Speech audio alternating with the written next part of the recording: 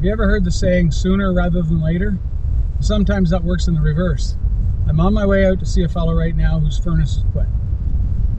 I saw him in the summertime and we put in a new air conditioner for him. And I remember at the time I asked him, I said, do you want me to look at the furnace? Probably a good idea that we address that right now. He said, no, furnace is good, probably lasts a couple more years. It doesn't give me any trouble. Well, our service tech was out to see him yesterday and the furnace is finished. So now we're going to put the furnace in. Had we done it at the same time, would have saved them some trouble and it would have been all over. And it would have been cheaper because when you do two pieces of equipment at the same time, the guys only have to make one trip. And that saves you money. So we'll deal with it now. I know it's going to work out okay, but I'm sure he would have been happier if it had been sooner rather than later last summer. Anyway, stay warm and I'll talk to you soon.